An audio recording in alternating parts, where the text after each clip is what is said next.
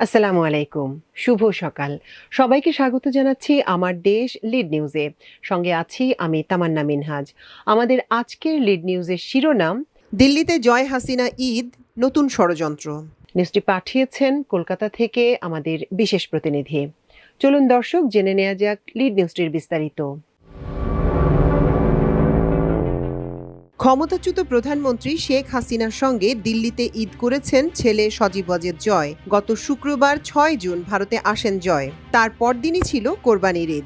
ভারতের নিরাপত্তা এজেন্সিগুলোর একাধিক সূত্র এবং ভারতে পালিয়ে আসা আওয়ামী লীগের একাধিক শীর্ষ নেতা বিবিসিকে বিষয়টি নিশ্চিত করেন। গতরাতে বিবিসির খবরে বলা হয়, সজীব ওয়াজেদ জয় এখন দিল্লিতে মায়ের কাছেই রয়েছেন। সফরটি পারিবারিক বলেও সূত্র বিবিসিকে জানায়। এদিকে কলকাতায় পালিয়ে থাকা আওয়ামী লীগের নেতাকর্মীরা অলীক স্বপ্নে বিভোর।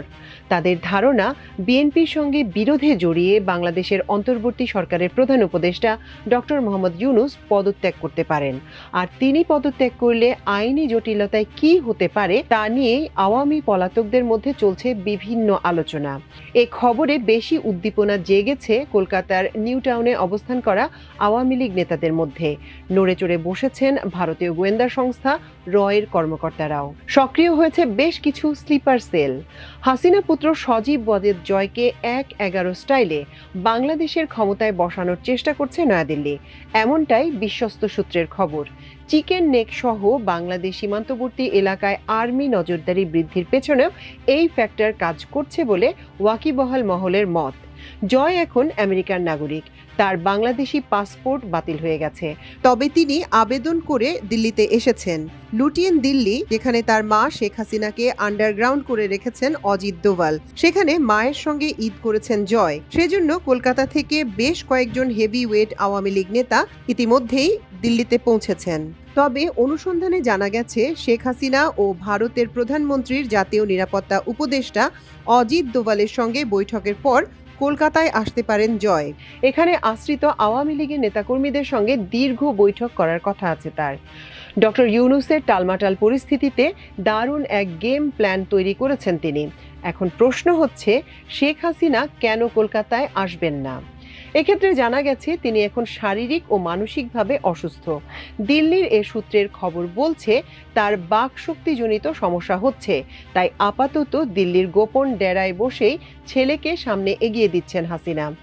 নিউ টাউনে এসে হোটেল ওয়েস্টিনে উঠবেন জয়, এমন কানাঘোষা শোনা গিয়েছিল আওয়ামী লীগের নেতাকর্মীদের কাছ থেকে। তবে তিনি মায়ের কাছেই রয়েছেন বলেই জানা গেছে।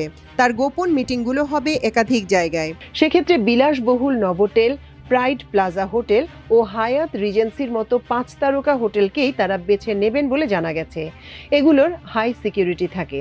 আর আওয়ামী লীগের নেতারা জয়ের জন্য কলকাতায় সর্বোচ্চ নিরাপত্তা নিশ্চিত করতে চাইবেন। ইউনূস সরকার যদি বিএনপির সঙ্গে বিরোধে জড়িয়ে টালমাটাল পরিস্থিতিতে চলতে থাকে, তবে আগামী 1 মাস জয় কলকাতায় ঘাঁটি গাড়তে পারেন। এখান থেকেই কিছু বিশ্বস্ত নেতাকর্মীকে বাংলাদেশে ঢোকানোর ছকও রয়েছে তার। ভাড়া করা হচ্ছে স্থানীয় গুন্ডা বাউন্সারকেও। ইতিমধ্যেই বিএনপি ও এনসিপির কর্মী বেশে বহু আওয়ামী লীগার ঢাকায় রয়েছেন। তারা স্যাবোটাজ করবেন এ সরকারকে বেকায়দায় ফেলতে, এমন ধারণা করা হচ্ছে। এখন যদি বাংলাদেশের বিএনপি, এনসিপি, জামায়াতে ইসলামী, আর্মি চিফ ওয়াকারুজ্জামান একজোট হয়ে ইউনূস সরকারকে সমর্থন না দেয়, তবে শিগগিরই বড় কিছু করার নীলনকশা প্রস্তুত রেখেছে কলকাতা নিউ টাউনের আওয়ামী লীগ।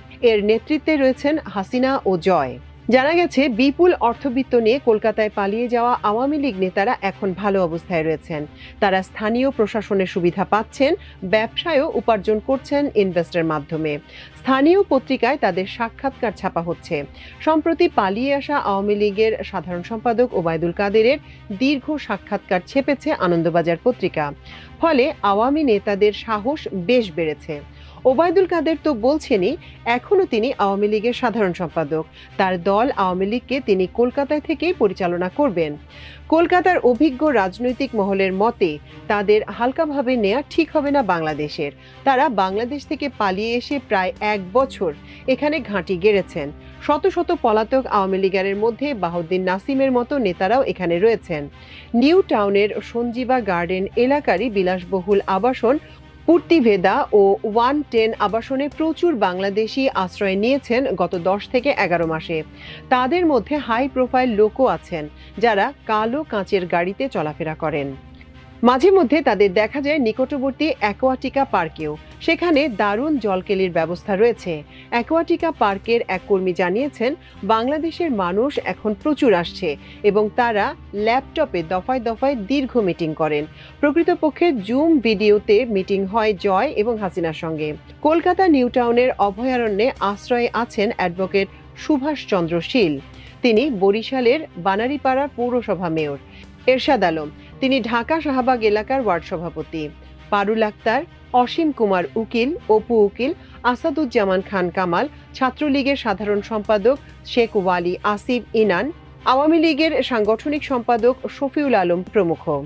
এছাড়া মাদারীপুরের সাবেক সংসদ সদস্য নূরে আলম চৌধুরী লিটন, সিলেট স্বেচ্ছাসেবক লীগের সভাপতি আফসার আজিজ ও সাধারণ সম্পাদক দেবাংশু দাস মিঠুও কলকাতায় রয়েছেন বলে জানা গেছে। একই সঙ্গে বিভিন্ন জেলার ইউনিয়ন পরিষদের অনেক চেয়ারম্যানও কলকাতায় রয়েছেন। ওবায়দুল কাদেরও এখানে ছিলেন বলে সূত্র জানিয়েছে।